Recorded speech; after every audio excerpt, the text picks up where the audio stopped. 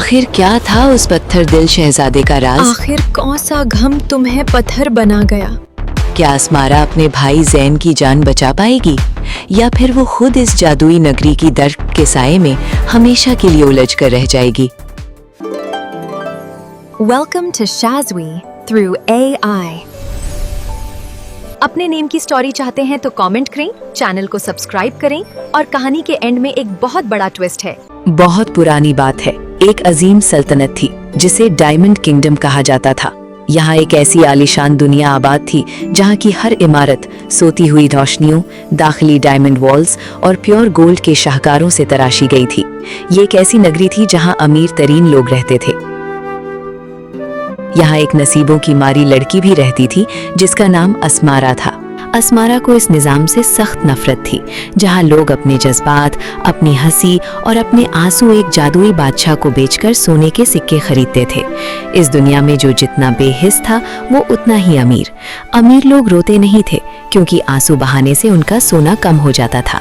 Asmara का छोटा भाई ज़ैन एक जानलेवा बीमारी में मुब्तला था और उसकी तबीयत दिन ब दिन खराब हो रही थी। मारे भाई, मेरी जान, मेरी आंखें देखो, मुझे छोड़कर मत जाओ।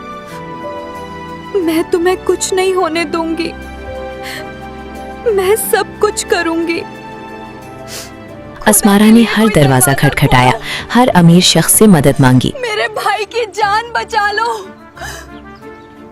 मगर सबके दिल पत्थर के हो चुके थे। किसी ने उसकी फरियाद ना सुनी।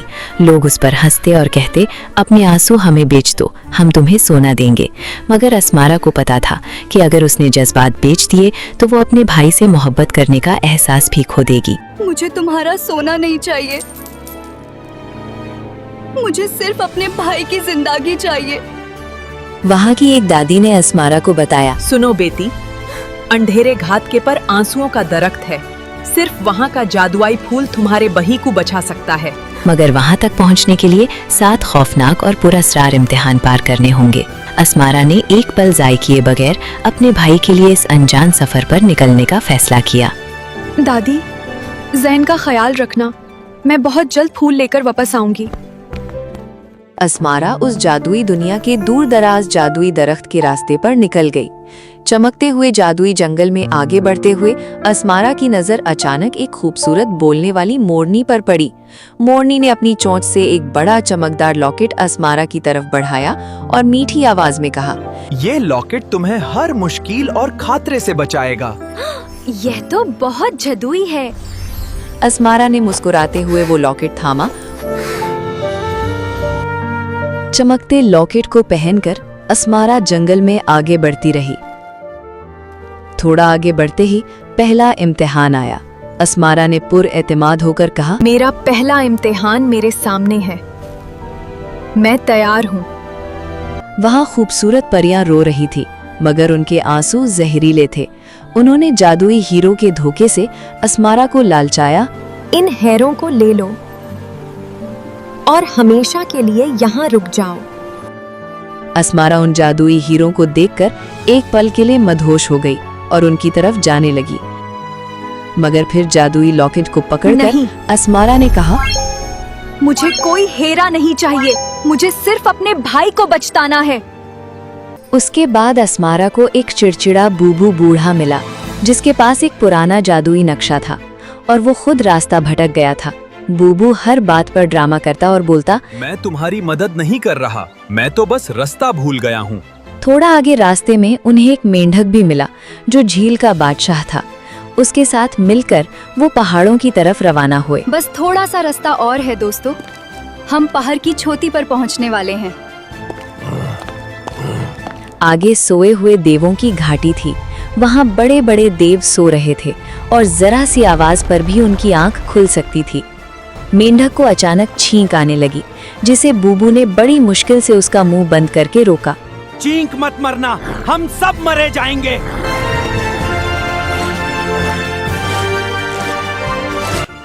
फिर खामोशी से भागते हुए और लॉकेट की रोशनी की मदद से उन्होंने ये इम्तिहान भी पार कर लिया। हमने ये इम्तिहान भी पार कर लिया। फिर आया एक अंधेरा जंगल जहां हर तरफ खौफनाक आवाजें और साए थे जो अस्मारा को डरा रहे थे। मेंढक खौफ के मारे बुब्बू बूढ़े के सर पर चढ़ गया। ज़ाइन, तुम्हारी मोहब्बत मुझे इस अंधेरे में भी रास्ता दिखाएगी। अस्मारा ने अपने भाई का नाम लिया, डर पर काबू पाया और लॉकेट के जादू की बदौलत बिना डरे रास्ता ढूंढ लिया। रास्ता मिल गया, चलो आगे बढ़ते हैं। शुक्रिया मेरे दोस्त। बाबू और मेंढक ने हर कदम में अस्मारा का साथ दिया। तुमने मेरा हौसला बढ़ा दिया। इसके आगे अस्मारा किसी को अपने साथ नहीं ले जा सकती थी, इसलिए वो बुब्बू और मेंढक को वहीं छोड़कर अकेली आगे बढ़ गई। आगे हंसों की पुरस्रार दुनिया थी। ये सफेद हंस आसमान में एक पुरस्रार धुंध के दरमियान स्टैचूज बने हुए खड़े थे।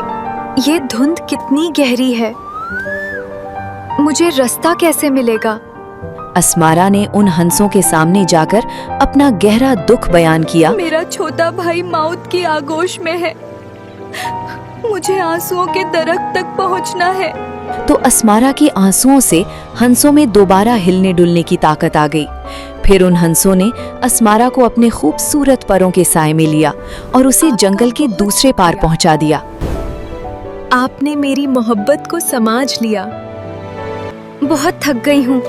लंबे सफर की वजह से अस्मारा काफी थक गई। थकन की वजह से उसकी आंखें भारी होने लगी, तो वो किनारे पर ही सो गई। तभी उसने लॉकेट की वजह से एक अजीब ख्वाब देखा। वो एक बेहद हसीन शहजादियों वाले लिबास में तूफान से लड़ते हुए चल रही थी और सामने एक बेहद हसीन इंसान का पत्थर का पुतला था। उसे देखकर अस्मारा रोने लगी। अस्मारा के आंसुओं की वजह से वो पत्थर का पुतला टूट गया और उसके अंदर से एक शख्स निकला। जब अस्मारा की आंखें खुली तो डर और हैरत से उसका चेहरा चमकने लगा, मगर उसने हिम्मत नहीं हारी। सफर जारी रखते हुए वो एक बेहद हसीन और आलिशान महल पहुंच गई, जहां उसके 3 इम्तिहान उसका इंतजार कर रहे थे। उस महल में 3 शहजादे रहते थे और उनकी परेशानियों की वजह से पूरी सल्तनत वीरान लगती थी। जब महल की मालिका ने अस्मारा के गले में वो जादुई लॉकेट देखा तो वो फौरन समझ गई कि सिर्फ यही इस वीरान सल्तनत में दोबारा रौनक और खुशियां ला सकती है। आप ही हमारी आखिरी उम्मीद है। मालिका ने उसे बताया कि सल्तनत का बड़ा शहजादा हर वक्त रूठा रहता है, कोई भी खादिमा उसे संभाल नहीं पाती और वो बस अपना दुख बयान करता रहता है। फिर महल की परियों ने अस्मारा को एक असली शहजादी की तरह सजाया और पहले शहजादे के कमरे में भेजा। शहजादा अंदर बहुत ज्यादा परेशान था। शहजादे ने दुखी होकर कहा, मेरी फूलों की मालिका मुझसे रूठ गई है, मैं उसके बगैर मर जाऊंगा। अस्मारा ने उसकी मदद करने और फूलों की मालिका को वापस लाने का वादा किया। परेशान मत हो, मैं उन्हें वापस लाऊंगी। उसके बाद अस्मारा फूलों की दुनिया की तरफ रवाना हो गई। वहां जाकर उसने फूलों की मालिका से कहा, मेरे भाई की जान खतरे में है, हर जादू को जादू से तोड़ा जा सकता है। अस्मारा की बात सुनकर फूलों की शहजादी का दिल पिघल गया और वो वापस पहले शहजादे के पास आ गई, जिससे महल में पहली खुशी की लहर दौड़ गई। पहले शहजादे के बाद अस्मारा दूसरे शहजादे के पास गई। मेरी बर्फीली बिल्ली मुझसे रूठ गई है, उसे वापस ले आओ। ये इम्तिहान आसान नहीं था क्योंकि वो बिल्ली बहुत गुस्से वाली थी और सब उससे डरते थे। अस्मारा ने उस बिल्ली के सामने जाकर सच्ची लगन से कहा, मैं 5 इम्तिहान पार करके आई हूँ, लेकिन आपके सामने बेबस हूँ। अस्मारा की ये सच्ची लगन और सीरत देखकर बिल्ली का दिल पिघल गया। इसके बाद अस्मारा तीसरे शहजादे के पास गई, जो पत्थर का इंसान बन चुका था, जिसकी वजह से सब उससे नफरत करते थे। मेरा दिल पत्थर का हो चुका है, जिसे सिर्फ मोहब्बत तोड़ सकती है, पर कोई मुझसे प्यार नहीं करता। अस्मारा को अपना वो स्टैचू वाला ख्वाब याद आया कि पत्थर को सिर्फ प्यार और जज्बात ही सही कर सकते हैं। उसने कहा, मैं आपसे मोहब्बत करूंगी, आप मुझे उस जादुई दरख्त तक ले चल रहे। ये सुनकर शहजादा अस्मारा को उस जादुई दरख्त तक ले गया, जहाँ से उसे वो फूल मिल सकता था। शहजादे की मदद से अस्मारा ने जादुई फूल तोड़ दिया। इस तरह उसकी मेहनत और भाई की मोहब्बत से 7 इम्तिहान पूरे हो गए और वो फूल भी उसे मिल गया। दूसरी तरफ शहजादे की जादू से ज़ैन महल में आ गया, जहां अस्मारा ने अपने भाई का इलाज करके उसे बिल्कुल सही कर दिया। जब शहजादा ये समझकर वापस अकेला जाने लगा कि अस्मारा ने सिर्फ अपना इम्तिहान पास करने के लिए ये सब किया था, तो अस्मारा ने उसे अकेले नहीं जाने दिया। उसने शहजादे का हाथ पकड़कर उसे रोक लिया और अपने सच्चे दिल से कहा, मैं तुमसे मोहब्बत करती हूँ। मेरा प्यार कोई इम्तिहान नहीं था, ये सच है। अस्मारा के सच्चे जज्बात सुनते ही शहजादे पर से जादू टूट गया